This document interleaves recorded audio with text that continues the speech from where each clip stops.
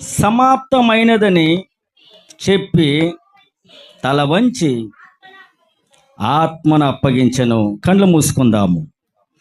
ప్రేమ కలిగిన తండ్రి, పరిశుద్ధుడైన మా యేసయ్య మీకు స్తోత్రములు. ధ్యానించబడిన తండ్రి, శిలువ ధ్యానం 6వ మాటను బట్టి మీకు స్తోత్రములు. మా నోటికి మీరు బోరగా ఉండండి, మమ్మల్ని మరుగుపరుచుకోండి, మీరు మాట్లాడండి. శిలువలో పలికిన 6వ మాట విన్న ప్రతి బిడ్డలు వాక్యాన్ని గమనించి వాక్యానుసారంగా జీవించుటకు మీరు సహాయం చేయమని యేసుక్రీస్తు నామంలో ప్రార్థిస్తున్నాము తండ్రి, ఆమెన్. ఇక్కడ 6వ మాట చూస్తే పైన ఏమంటుంది, ఆ చిరకలో మీరు గమనించినట్లయితే చూడండి, సిలువ మీద ఒక వ్యక్తి మిట్ట మధ్యాహ్నము ఆ ఎండలో పనిచేసే వాళ్ళకి తెలుస్తుంది ఎండలో ఉంటున్న సమస్య ఏందో. హల్లెలూయా. ఎందుకంటే నా జీవితం ఎంతవరకు అధికముగా నేను ఎక్కువ ఎండలో ఉన్నప్పుడు ఎంతో పని చేసేవారిని. ఆ ఎండ విలువ నాకు తెలుసు, అది ఎంత శ్రమతో కూడిందన్న సంగతి ఆ బాధ అనుభవించాలో తెలుస్తుంది. అయితే ఈ మిట్ట మధ్యాహ్నము సిలువలో యేసు ప్రభువు, ఇద్దరు వ్యక్తులు సిలువలో యేసు ప్రభుతో ఉన్నారు. వాళ్ళను మాత్రమే తాళ్ళతో కట్టేశారు, యేసును మాత్రం ఆనెలతో కొట్టారు. ఇంచుమించు ఆ ఆనెలు చరిత్రలో చూస్తే 6 ఇంచులు నీటు ఉన్నట్లుగా ఆ ఒక లేఖనాలలో ఉంది. ప్రియా దేవుని బిడ్డలు, సిలువలో ఒక మనిషి ప్రాణాలే విడిచిపెట్టి ఇంకా కొద్ది నిమిషంలో తల ఉంచే సమయంలో యేసు ప్రభు వాళ్ళు దాహం అడిగితే వాళ్ళు ఇచ్చింది ఏంది? చేదు చిరక. ఏమండి, చనిపోయేవాడికి కడిసిలో మంచినీళ్ళని ఇవ్వచ్చు కదా.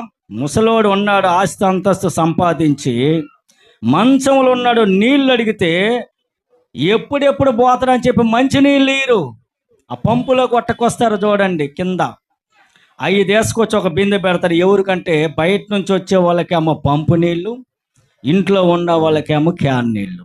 ఇలా ఒక వ్యక్తి ఇస్తున్నాడు. అలాగే నేను చెప్పేది 20 సంవత్సరాలకు ముందు.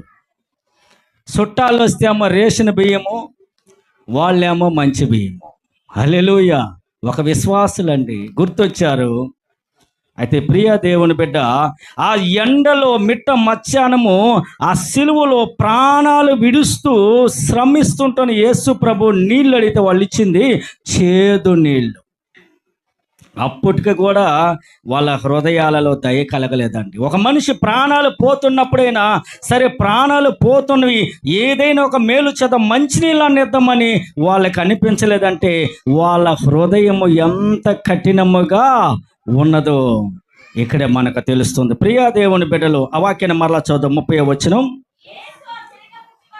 యేసు ఆ చిరకన పుచ్చుకొని సమాప్తమైనదని చెప్పి తల వంచి ఆత్మను అప్పగించెను.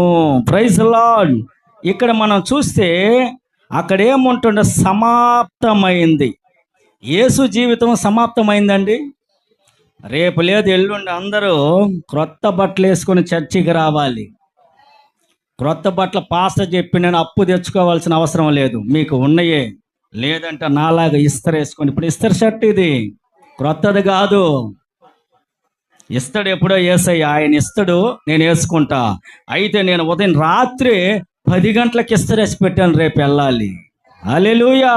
యేసయ్య అడుగుతుంది, నువ్వు అప్పు తెచ్చుకొని క్రొత్త బట్టలతో రావాలని కాదు, నీకు ఉన్న వాటితో తృప్తి పొందు, దేవుడు నిన్ను ఆశీర్వదిస్తాడు. హల్లెలూయా. అలా జీవించి ఆ సింపుల్ లైఫ్ని ఎక్కువ మేము ఇష్టపడతాము కాబట్టి ఆడంబరాలు లేవంటే బాధే పడము. ఉన్నదే గంజాయిని తాగి నెమ్మదిగా నిద్రపోవాలి, ఏ వ్యాధి రాదు. హల్లెలూయా. అవునా? 2 ఇడ్లీలు ఎందుకు వాళ్ళు తింటారు ఎక్కువ. డాక్టర్ తినొద్దంటే అర్థం ఏంది? లోపల ఏదో అవయవాలు దెబ్బతిన్నాయని అర్థం. ఎక్కువ తిన్నామంటే ఇక్కడ ఉబ్బుద్ది సైడ్. డాక్టర్ల కాడికి వెళ్ళామనుకో, ఎప్పుడైనా ఒక వ్యక్తిని హాస్పిటల్ తీసుకుని పోయేటప్పుడు ఫస్ట్ ఇద్దరు వెళ్ళండి. ఈ బంధువులకు ఆ విషయం తెలిసిన వెంటనే 5-6 మంది పరుగులు ఎత్తుకుంటూ ఆ ఫ్రంట్లో ఒక స్థలం ఉంటుంది చూడండి, అందరు కూర్చుంటారు, టీవీ పెడతారు, వీళ్ళు మత్తులో ఉంటారు టీవీలో. ఆడొక బిల్లు రెడీ అవుతా ఉంటారు, కంప్యూటర్ బిల్లు. ఈ 5-6 మంది ఎబ్బీరికరు ఎంగిరికరిని అడిగాలకి డాక్టర్కి అర్థమవుతుంది, అప్పు సప్పు తెచ్చైనా సరే బిల్లు కట్టేటట్టు బంధువులు చాలా మంది వచ్చారు అని మనకు బిల్లు ఎక్కువ పడుతుంది. అందుకే ఎవరికైనా బాగలేదనుకో బయట ఫస్ట్ విచారించండి. అందరు వెళ్ళబాకండి. వెళ్ళారనుకో వాళ్ళకి అప్పుతో బయటకు రావాలి. బిల్లు ఎక్కువైపోతుంది కాబట్టి ప్రియులారా మీరు గమనించండి. మేము అందుకే ఎప్పుడు అందరికంటే ముందు పోము. మేము పోయేది ఎప్పుడంటే రాత్రి 9 గంటలకు వెళ్తాం. అందరూ పోయినాక పోతాం. ఎందుకు? మేము పోయేదా పిశాచిని వెళ్ళగొట్టాలా. వీళ్ళందరూ ముందు ఆడ తిరిగి అందరూ పోయి పనులు వెనుచటే పోతారు. ఆ వ్యర్థమైన స్నేహితులతో కూడి అలాగ తిరిగి ఈ సాతాన్ని కూడా తీసిపోయి బెడ్లో కూర్చొని పెట్టేసి వస్తారు. ఇక పాస్టర్ 9 గంటలకు వస్తాడు. వచ్చి నేను పాస్టర్ యేసుక్రీస్తు నామములో ఈ వ్యాధిని కలిగించే బాధను తొలగించి శత్రువు సమ్ముఖాల బాధ కలిగించే ఈ శత్రువును పారదోలమని మనం ప్రార్థన చేసేళ్ళకి లేచి కూర్చుంటాడు బెడ్లో నుంచి.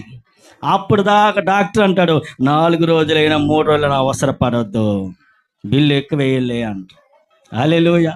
ఇక మనం ఇంటికి వచ్చి చూసుకోవాలి ఎక్కడెక్కడ ఏముండయి, కమ్మలు ఏడుండయి, చైన్లు ఏడుండయి. ఈ బాధ రాకుండా ఉండడానికి యేసయ్య అన్నాడు, ఏ వ్యాధి బలహీనతలు నీ గుడారమును సమీపించదు చెప్పాడా. క్రైస్తవులకు అధికంగా బాధలు వస్తున్నట్టు బాగున్నప్పుడు మందిరానికి రారు చాలామంది. ఇక్కడ చూద్దాం ఒక వాక్యాన్ని మీకు గుర్తు. యోహాను సువార్త 1వ అధ్యాయం 29వ వచనం. యోహాను సువార్త 1వ అధ్యాయము 29వ వచనం. ఆమేన్.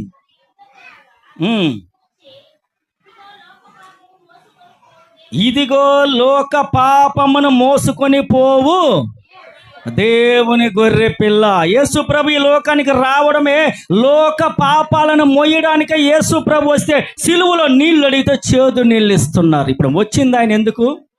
లోక పాపాన్ని మోసి మనకు విడుదల కలిగించాలని యేసు ప్రభు వస్తే చేదు నిలిచి తొందరగా పో. నువ్వు పోయినవనుకో మేము ఆస్తులు అందరూ ఆడపిల్లలందరూ కూర్చొని మొత్తం లెక్కేసుకొని భాగాలు వేసుకుంటాం. ప్రియులారా, ఈ మధ్యకాలంలో అలాంటి సందర్భాలు జరుగుతూ ఉన్నవి. ఎందుకంటే ఒక వ్యక్తి ఇప్పుడు అలాంటి సందర్భము ఒక ప్రాంతంలో వస్తే అది నాకు వినబడింది. భాగాలు వేస్తున్నారు బాగున్న ఇల్లు నమ్మి. ఎందుకు చెప్తున్నంటే ఇక్కడ అంటున్నాడు, లోక పాపములను మోసుకొని పోవు దేవుని గొర్రె పిల్ల. లోక పాపంలో లోకంలో మనందరి కోసం యేసు ప్రభు వచ్చి రక్షణ సువార్తను ప్రకటిస్తూ ఉంటే ఆయన చెప్పే బోధ మాకొద్దు, సిలువ వేయమని అరిచారంట.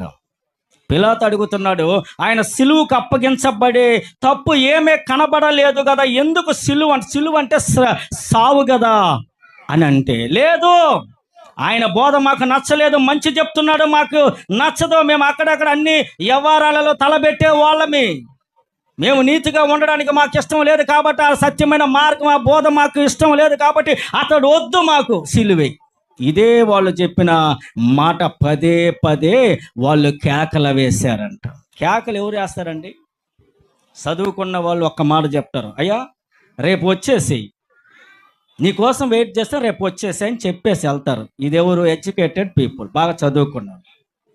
ఈ చదువులేనాయో నువ్వు ఎప్పుడు వస్తావు, నేను ఆడనే ఉంటాను, నువ్వు ఆడ కదిలేటప్పుడు ఫోన్ చెయ్యి, దిగేటప్పుడు ఫోన్ చెయ్యి, మళ్ళీ ఎటన్నా పోతావేమో, మళ్ళీ ఆడెవరైనా కనపడితే మాట్లాడుతూ ఇవన్నీ లాగాలకి వాడికి సనువై రాడు. రేపు ఒకటే మాట, రేపు నువ్వు వాడికి వచ్చే నేను వెళ్తానని చెప్పు, వాడికి భయం వస్తుంది. వస్తుందా రాదండి? ఇది చదువుకున్న వాళ్ళు చేసేది. ఈ ఒక్క మాటకి 10 మాటలు వాళ్ళకి వాళ్ళే ఎక్కువ మాట్లాడితే మెంటలు వస్తుంది. ఇప్పుడు ఒక ఆమె పెరంబూరు బ్రిడ్జి ఉందా, పెరంబూరు బ్రిడ్జి కింద 10 మంది పోలీసు వాళ్ళు ఉన్నారు రూట్ చెప్పేదానికి. మీరు ఇప్పుడు పోయి కూడా చూడండి, నల్లగా ఒక వ్యక్తి పాస్టమ్మ హైట్లో ఉంటుంది, పాస్టమ్మ హైటే ఉంటుంది. ఎందుకంటే రోజు చూస్తాను అటే పోతాడు, పాస్టమ్మ హైట్లో ఉంటుంది. పోలీసు వాళ్ళు ఆడ ఉంటారు, జీతం తీసుకుంటా ఈమె నిలబడి ఇప్పుడే పోంగా ఇట్లా ఆమె చెప్పేది. ఇలా కాదు అయ్యా, ఇట్లా మెంటలు మాట్లాడి మీరు కావాలంటే చూడండి, పెరంబూరు బ్రిడ్జి ఉంది కదండి, మీరు ఎవరైనా చూడండి, లేదంటే మీకు 100 రూపాయలు ఇస్తాను నేను, ఉందంటే మీరు 200 ఇవ్వాలి నాకు. ఎందుకంటే పక్కన హైదరాబాద్ బిర్యానీ ఉంది, ఒక ప్లేటు తినేసి వస్తాము నేను పాస్టమ్మ. మెంటల్ కారణం ఏంటంటే ఒట్టి మాటలు మాట్లాడుతుంటున్నప్పుడు ఆ నరాలన్నీ ఏమైపోతుంటే చిక్కుపడిపోయిన వెంటనే అట్లా మాట్లాడుకుంటా వాళ్ళకు వాళ్ళే మాట్లాడుకుంటారు. నేను అనుకుంటాను, బాగా వయసులో ఉన్నప్పుడు ఆ టీ అంగళ్ళ దగ్గర అరుగుల మీద వ్యవహారం ఎక్కువ చేసినట్టు ఉంది. మతి మారిపోయేసింది. ఇతనికి ఏది చెప్పినా వేస్ట్ అని మనం తప్పుకుంటాం. కారణం అవునా కదండి? అందుకే ఎక్కువ మాట్లాడకండి. దేవుని సన్నిధికి వచ్చారు, ఒక్క మాట, అమ్మా నేను వస్తాను రేపు వచ్చేయండి, అంతే. నీ మాటకి అక్కడ విలువ ఉంటుంది. ఆడ రాలేదంటే వాళ్ళకి విలువ లేదు నీ మీద అని అర్థం. మీరు అండర్స్టాండ్ చేసుకోవాలి. కానీ ఇక్కడ చూడండి, లోక పాపమును మోసుకొని పోవు దేవుని గొర్రె పిల్ల వస్తే శిలువ మీద ఉంటాను యేసు ప్రభుకి, ఆయన పాపాలను మోయడానికి వచ్చిన ఆయనకి చేదు నీళ్ళు ఇస్తున్నారంటే వీళ్ళకి ఎంత కఠినమైన మనసు హృదయంలో ఉంది. హల్లెలూయా. యెహెజ్కేలు గ్రంథం తీయండి చూద్దాం. యెహెజ్కేలు గ్రంథము 18వ అధ్యాయము 23వ వచనం. యెహెజ్కేలు 18:23. துர்மார்கன் சாகிறது எவ்வளவு பிரியமோ. ஆமென்.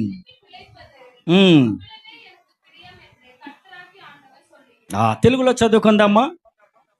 యెహెజ్కేలు గ్రంథం 18వ అధ్యాయము 23. దుష్టులు మరణము పొందుట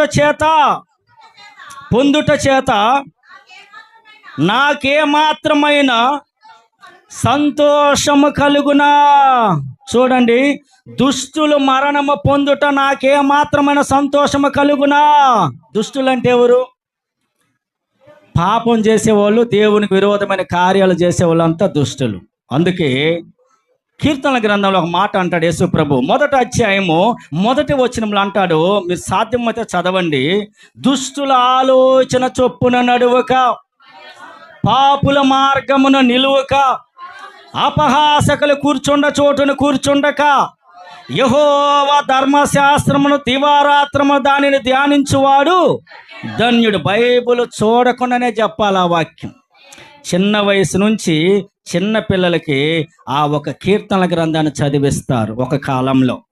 అప్పటి నుంచి నేనైతే ఇప్పుడు ఆ వాక్యం నేను రాయలేదు, ఆయన యేసయ్య చెప్తున్నాడు. చెప్పాను కదా, నా నోటికి నువ్వు బోరగుండు, నన్ను మీరు మరుగుపరుచుకొని మీరు మాట్లాడండి. విన్న బిడ్డలు గ్రహించి దాని ప్రకారం జీవించిన వాళ్ళకేమో ఆశీర్వాదము, జీవించిన వాళ్ళకేమో సమస్యలు. తీరవు. సమస్యలు వస్తాయని నా ఉద్దేశం కాదు, సమస్యల నుంచి బయటికి రావడం కష్టంగా ఉంటుంది. మరలా దేవుని సన్నిధికి వచ్చి సేవకులు మొరపెట్టి మరలా మొదటికి వచ్చినప్పుడు దేవుడు మరలా 200గా ఇస్తాడు.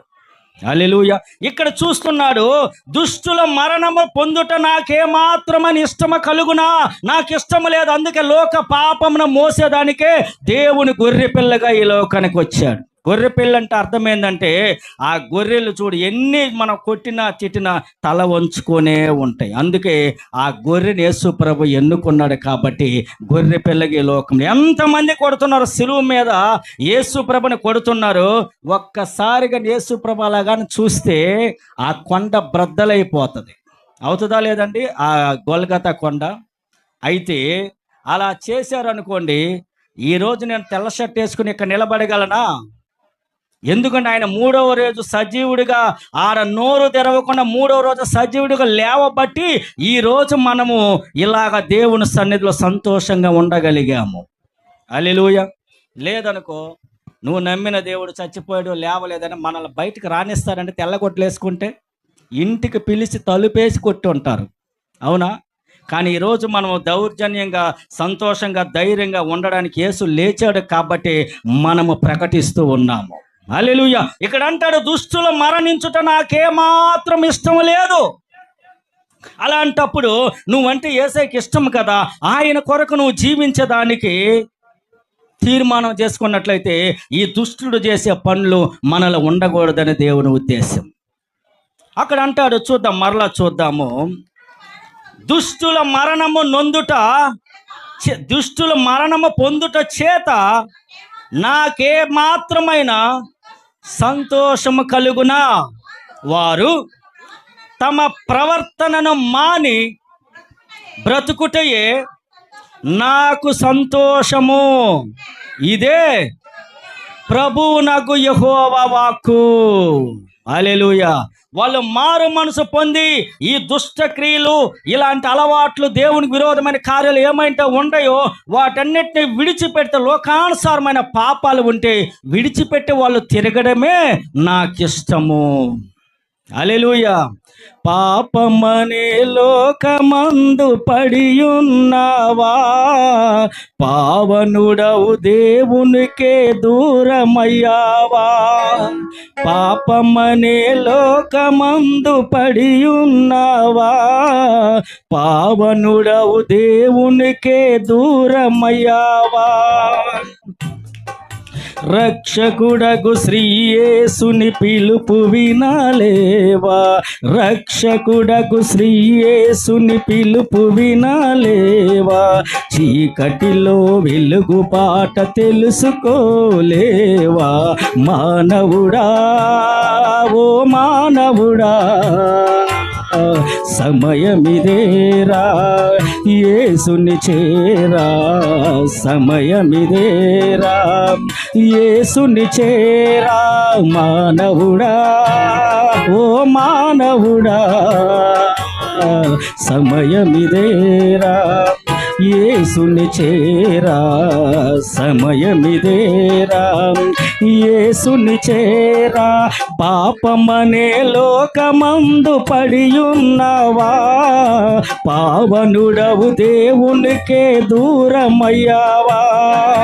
పాపమనే లోకమందు పడియున్నావా, పావనుడవు దేవునికే దూరమయ్యావా. రక్షకుడగు శ్రీ యేసుని పిలుపు వినాలేవా, రక్షకుడగు శ్రీ యేసుని పిలుపు వినాలేవా. చీకటిలో వెలుగు పాట తెలుసుకోలేవా, మానవుడా ఓ మానవుడా. సమయమిదేరా యేసుని చేరా, సమయమిదేరా యేసుని చేరా. మానవుడా ఓ మానవుడా, సమయమిదేరా యేసుని చేరా, సమయమిదేరా యేసుని చేరా. Praise lord. హల్లెలూయా. నీకు సమయం ఇవ్వబడి ఉంది. ఇక్కడ అంటాడు, నువ్వు దుష్టుడిగా మరణించుట యేసయ్యకి ఇష్టం కాదు, నువ్వు మారు మనసు పొంది నువ్వు బ్రతకడమే దేవునికి ఇష్టం అంట. అలాంటి వ్యక్తికి మనం ఏమి ఇవ్వాలి? మంచి నీళ్ళైన ఇవ్వాలి కదండి. చేదు నీళ్ళు ఇచ్చేంత కఠినమైన మనసు మనలో ఉంటే ఆ పరలోకపు తండ్రి దగ్గర ఏమైనా దీవెనలు మనం పొందగలమా అనుకుంటారు చాలా మంది. అందరికి ఇస్తున్నాడు దేవుడు, నాకు ఇస్తలే. నెల మొత్తం పనిచేసిన వాళ్ళకే జీతం వస్తుంది, కానీ 10 రోజులు పోయిన వాళ్ళకి జీతం ఇస్తారండి? గవర్నమెంట్లో పనిచేసే వాళ్ళకి ఇస్తారా? వీళ్ళు నెల మొత్తం పనిచేసిన వాళ్ళకి మళ్ళా రివార్డ్ అని చెప్పి, వాళ్ళు ఏ లీవ్ లేదని చెప్పి దీనికి ఒక ఫండ్ మరలా వాళ్ళకి శాలరీ కూడా ఇస్తున్నారు.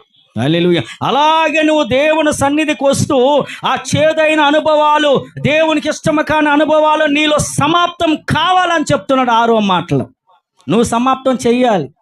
లేదులే ఆదివారం ఒక్కరోజు పోతాం, పాస్టర్ వాళ్ళకి ఏం తెలుసులే మనం చేసేది అనుకుంటే, మా కండ్లు మూసిన యేసయ్య కండ్లు ఎవరు మూయలేరు. హల్లెలూయా. ఆ సమాప్తం అంటే దేవునికి విరోధమైన కార్యాలు నువ్వు సమాప్తం చేయమని చెప్తున్నాడు. అటు తర్వాత మరొక వాక్యాన్ని మనం 1 పేతురు రాసిన పత్రిక 2వ అధ్యాయము 24వ వచనం.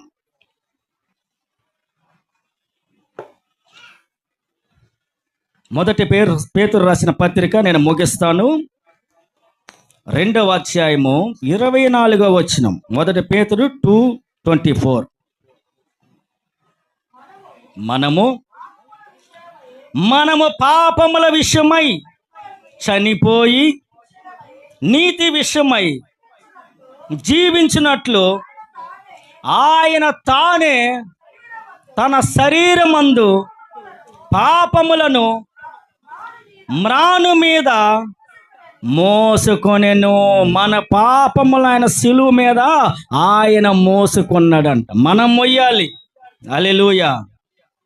ఒకప్పుడు ఆ ఎద్దులు ఆ బండ్లు కట్టి కదలకపోతే ఒక కర్రకి చిన్న ఆనె కొడతారండి. ఎందుకంటే అది అలా గుచ్చితే వెనక స్పీడ్గా పరిగెత్తదని ఆ కాలములో ఆ పెద్దవారు అలాగా. ఇప్పుడు ఇక్కడ మనం చూస్తే మనము మొయ్యవలసిన ఆ భారము, మనము మొయ్యవలసిన ఆ ఒక శిక్షను, ఒకటి తక్కువ 40 కొరడా దెబ్బలు మనకు కాకుండా యేసు ప్రభు నా బిడ్డలు ఏమంటున్నాడు, వారు నశించిపోయేది నాకు ఇష్టం లేదు కాబట్టి వారు మారు మనసు పొంది ఎప్పుడైతే వాళ్ళు బయటికి వస్తారో అదే నాకు ఇష్టం అని చెప్పిన దేవుడు ఇక్కడ అంటున్నాడు, మన పాపముల కొరకు ఆయన మాను మీద తన ప్రాణాలను అర్పించాడంట. హల్లెలూయా. ఆయన పొందిన గాయముల చేత మీరు స్వస్థత నొందితిరి. ఇప్పుడు మనం అంటాం కదా ప్రార్థన చేస్తూ, నజరేయుడైన యేసుక్రీస్తు నామములో ఈ బిడ్డలో ఉంటున్న బలహీనతను మీరు తొలగించండి ప్రభువా.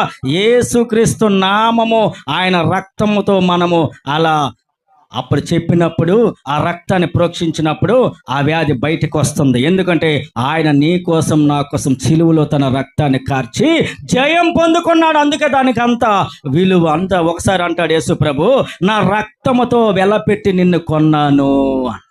ఇంకా చాలా వాక్యం, నాకు సమయం లేదు కాబట్టి నేను ఎక్కువ తీసుకొని పోయి మిమ్మల్ని కూర్చొని పెట్టాను అనుకో, ఇక నా తర్వాత నాకు రికార్డులు వస్తాయి. గ్రాండ్ ఫామ్ రికార్డ్స్ అని ఉంటుంది. ఇంతకుముందు ఇంత పొడుగు ఎంతో షార్ట్ లాగా ఉంటుంది, చూసారా క్యాసెట్, అది వేస్తుంది ఇక పాస్టమ్మ వేసరికి. ఇక నా అప్పుడు ఇది తిప్పేది ఏది, ఇప్పుడు అంతవరకు ఫోన్లో తట్టిన వెంటనే పాట, అప్పుడంతా అది కాదు, ఇంత పొడుగున ఉంటుంది. చూసారా ఫ్యాన్ చూడండి, ఎంత ఎడలని ఉంటుంది. ఇది పెట్టి ఎట్లా తిప్పితేదా పాట వస్తుంది. అప్పుడు విన్నారా, చూసారా? ఇక టైం అయిందనుకో అలాంటి పరిస్థితి నాకు వస్తుందని చెప్తున్నాను మీకు. నీకేం చెప్పాల పాస్టమ్మకి, జస్ట్ అది నేను అనుకుంటున్నా అలా జరగకూడదని. హల్లెలూయా. ఇప్పుడు మనం చూస్తే ఆ వాక్యాన్ని చూస్తే, ఇంత శ్రమపడి మాను మీద మోస్తూ నిన్న పాపములో నుంచి విడిపించబడి నువ్వు సమాప్తం చేయాలి, దేవుని కొరకు నీతిగా జీవించాలని చెప్పి యేసు ప్రభు నీ కొరకు నాకు ఎదురు చూస్తూ ఉంటూ ఏమీ లేని మన జీవితాలు గొప్ప కార్యాలు చేస్తూ ఉంటే, ఒక వ్యక్తి ఒక మాట అంటున్నాడు. చూద్దాం, మత్తయి సువార్త 19వ అధ్యాయము 27వ వచనం. ఇదే చివరి వాక్యం, ఎందుకంటే నాకు ఇవ్వబడిన సమయము అయిపోతుంది కాబట్టి. మత్తయి సువార్త 19వ అధ్యాయము 27వ వచనం. పేతురు, ఇదిగో మేమందరము అన్నీ విడిచిపెట్టి నిన్ను వెంబడించితిమ గనుక మాకేమి దొరుకునని ఆయనను అడుగగా, యేసు వారితో ఇట్లా నేను, చదవండి, వారితో ఇట్లా నేను, తరువాత ప్రపంచ పునర్జనమందు మనుష్య కుమారుడు తన మహిమ గల సింహాసనం మీదకి వచ్చినప్పుడు ఆసీనుడై ఉండుట, ఆసీనుడై ఉన్నప్పుడు వెంబడించిన మీరు ఆ 12 సింహాసనముల మీద ఆసీనులై ఇశ్రాయేలు 12 గోత్రముల వారికి తీర్పు తీర్చుదురు. హల్లెలూయా. పేతురు ఉన్నాడు కదండి, ఈయనకు ఇంకొక పేరు ఉంది బైబిల్ గ్రంథంలో, దుడుకు పేతురు.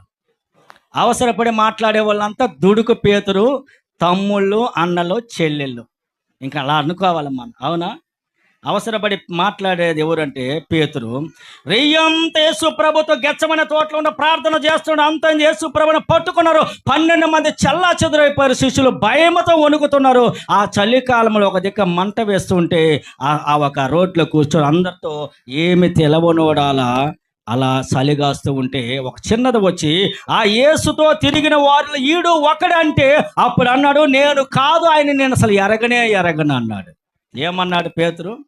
నేను అసలు చూడలేదు ప్రభు, ఆయన ఎవరో నాకు అసలు తెలియదు. ఆ రాత్రి మూడు అయింది, కోడి 2 సార్లు కూర్చింది. వెంటనే పేతురు గుర్తొస్తుంది. కోడి కూయక మునుపు ముమ్మారు నువ్వు నేను ఎరగనని చెప్పి నువ్వు అబద్ధం మాట్లాడుతావు పేతురు అని చెప్పి యేసుప్రభు ముందే చెప్పాడు. మన హృదయంలో మనం అనుకునే అన్ని యేసుప్రభుకు ముందే తెలుసు, అవునా? రేపు వాళ్ళు రాని అండి మా ఇంటికాడికి వాకిట్ల నుంచి అటే బయటికి కూడా రాకూడదు. వాళ్ళ రేపు ఈ మాట యేసుప్రభు విని వాళ్ళని రాకుండా చేస్తాడేమో. అందుకే నీ హృదయంలో నుంచి నీ మాటను బయటకు రానీయకు. త్వరపెట్ట నీకు అంటాడు దేవుడు. నీ శత్రువును జయించే పని నీకొద్దు. నువ్వు కానీ మొదలు పెడితే 2 దెబ్బలకు వాళ్ళు పారిపోతారు. యేసుప్రభు మొదలు పెట్టంటే తరమట్టం చేస్తాడు. హల్లెలూయా. కనబడతారు. ఇంకా నీ శత్రువులు కనబడరు. ఒకటి ఇల్లు ఖాళీ చేసే నెలలో ఊరు వదిలిపెట్టాను పోవాలి. ఎందుకంటే నువ్వు యేసుప్రభుకి ఇష్టమైన దానివి, ఇష్టమైన వాడివి కాబట్టి నీ కొరకు ఏమైనా చేస్తాడు దేవుడు. హల్లెలూయా. అయితే ఇక్కడ పేతురు అంటున్నాడు, ఇవన్నీ వదిలిపెట్టి చేపలు పట్టేదంతా వదిలిపెట్టి నీ వెంబడి వచ్చాం కదా, మాకేం ఇస్తావంటే రేపు పరలోకంలో 12 సింహాసనం మీద నువ్వు కూర్చొని ఇశ్రాయేలు 12 గోత్రాల వరకు తీర్పు తీర్చేదే మీరు అన్నాడు. ఈ మాట మన బ్రదర్స్ కానీ ఆదివారం అంతా 2 జీతాలు కాదు 3 జీతాలు అని సరే వదిలిపెట్టి నువ్వు దేవుని సన్నిధికి వచ్చి 2 రోజులు నువ్వు కూర్చొని ఉండు. రేపు ఆ ఓనరే నిన్ను ఓనర్ గారు కూర్చొని పెట్టి ఆయన పోతాడు. ఈ 2 గంటల సేపు నువ్వు ఎడ కూర్చుంటే ఆడ 8 గంటలు నువ్వు కుర్చీలో కూర్చుంటావు సింహాసనం మీద. మేనేజర్ ఎవరండి? కుర్చీ మీద కదలకుండా ఉండేవాడే రాజు. మంత్రి అయితే వాడేమంటాడు, ఈడేమంటాడు. మంత్రి అటు ఇటు తిరుగుతా ఉంటాడు, ఏడ చెప్పుకుంటా. కానీ రాజు ఆడనే ఉంటాడు. అవునా? రాజు కూర్చున్న స్థలంలో నుంచి కదలడు. అలాంటి పని నీకు ఇవ్వాలంటే దేవుని కొరకు నువ్వు జీవించడం చూడు, దేవుని కొరకు అనుభవించడం చూడు. ఈ చేదు అనుభవాలు తీసేసి దేవుని కొరకు కనిపెట్టు చూడు. దేవుడు నిన్ను ఆ ఉన్నతమైన సింహాసనం మీద కూర్చొని పెడతాడు. పేతురుని అంటున్నాడు, ఇవన్నీ వదిలిపెట్టి చేపలు. ఏమండి, చేపలు పడబోతే రోజుకు 2000 సంపాదిస్తావా? పరలోకంలో ఏ రాయి సిమెంట్ లేకుండా ఆయన మాటతోనే జ్వలిస్తుందంట. ఒక స్త్రీ కమ్మ ఉంది. ఈ కమ్మ ఇలాగ ఏలకాడుతూ ఉందో, బుట్టలు అంటారు కదండి. పాస్టమ్ కూడా నాకు కూడా బుట్టలు తీసి మనదప్పుడు చాలా బుట్టలన్నీ ఇప్పుడు బ్యాంకులో ఉన్నాయి. ఎప్పుడు వస్తాయో నాకైతే నేను ఆ బుట్టలు తీసియాలని వయసు అయిపోతుంది, నేను ప్రయాసపడుతున్నా. కానీ ఈ వచ్చినాయి అన్ని ఎటు పోతున్నాయి, కానీ బుట్టలేమా అన్నేముంది. హల్లెలూయా. నాకైతే అందుకే ఆడంబరమైగా దేనినైతే మనం ఆశిస్తాం అది లేకపోతే దిగులు వచ్చేస్తుంది. అవి లేదనుకో నీకు ఆడపోరా బంగారం. ఇప్పుడు బంగారం ఆటోలు ఎక్కతాను, ఆడోళ్ళు భయపడుతుండ్రు, ఎన్ని కప్పుకుంటారు. వాళ్ళు ఎవడు చైన్ లాక్కొని పోతుండ్రు. నీకు వాడు చైన్ లాక్కుని వాడికి లాభమా? ఆ చైన్ దగ్గర నువ్వు హాస్పిటల్, నీకు మళ్ళీ ఆడ 10,000 రూపాయలు ఆ టీచింగ్కి. ఈ బాధలను చూసి ఇప్పుడు ఆడవాళ్ళు చీరలు కట్టుకున్న వాళ్ళంతా సుడిదారు వేసుకుంటుండ్రు. ఎందుకంటే వాడు లాక్కొని పోవటానికి ఈజీగా ఉండదు అని నేను చూస్తున్నా, బయట చూస్తున్నా.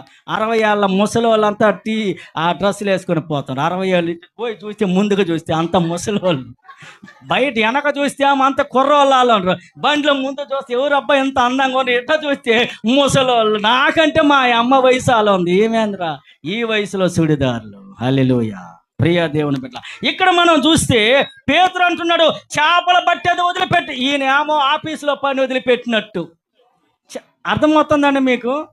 ఈ చేదు అనుభవాలు మాకేమిస్తాడు? ఆదివారం పొద్దున్నే పోతే పాస్టర్ ఏమిస్తాడు మాకు? నీ కుటుంబాన్ని వేసే గడతాడు. నువ్వు ఏడకొచ్చి 2 గంటల సేపు కుడితే నీ దళమిల్లుని 3 అంతస్తులుగా మారుస్తాడు, రేకులిల్లు దళమేస్తాడు, స్థలము తీస్తే కట్టేస్తాడు. ఈ 3 చేస్తాడు ఆయన. నువ్వు వచ్చి 2 గంటల సేపు కూర్చుంటేనే ఆడ ఈ చేదు అనుభవాలు. ఆడపోరా అవங்களுக்கு ఒక వేలే ఇల్లే, మాకేం పని లేదండి. నేను పనికి వెళ్ళిన ఎండ కూడా నన్ను చూసి భయపడాలా? సాతాను వచ్చి ఒకసారి గుండెల మీద కూర్చొని అంబత్తూరు వస్తున్నాం, ఆరాధన చేస్తున్నాం, ఏ ఆరాధన చేస్తున్నాం అని చెప్పి 2010లో గుండెల మీద కూర్చొని ఎంటికలు బొట్టుకుని నేను చెప్పిన అసలు సగం పోయినాయి ఆడ. నువ్వు అన్నీ బొట్టుకుని ఊపితే ఏమండి? ఎంటికలు పోతే నాకాడ జీవం ఉంది, యేసయ్య జీవం ఇచ్చాడు. ఇయ్య పోతే పోని, తమిళ వాళ్ళు అంటారు కదా పోవటం. హల్లెలూయా. ఇయ్య పోతే ఏమండి? పాస్టమ్మని పిల్లల సాకే బలం ఇచ్చాడు. ఇంకా కొన్నాళ్ళు పని చేస్తాను, ఎండని రాళ్ళు ముక్కలు చేసి ముక్కలను పొడి చేస్తాను. దేవుడు నాకు ఇచ్చిన బలము. హల్లెలూయా. అవునా? ఇంకా ఇవన్నీ పోయిన దిగులు పడతా. ఎప్పుడైనా పోతే కొన్నాళ్ళు మనమే ఈ లోకం విడిచి పోవాలి. బాడిగలో ఉన్నాం. ఇల్లుకేం బాడీ కడతారు, భూమికి ఎవడు కట్టడంలా. భూమి మీద ఆయన కాడు ఉండు, ఆయన స్థలంకి ఎవరు బాడీ కట్టడంలా. యేసయ్యకి నా ఇల్లు మా బాడీకి పెంచుతున్నాను, పెరిగిందా? నువ్వు పెంచుకుంటా పోతున్నావా?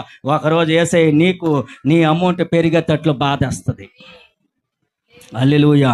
ఈయనేమో పెద్ద ఆఫీసులో పనిచేసి జనరల్ మేనేజర్ లాగా మేము చేపలు పట్టడం వదిలిపెట్టి వలలాడ పడేసి వచ్చినమే, మాకేమిస్తావు ప్రభువా అన్నాడు.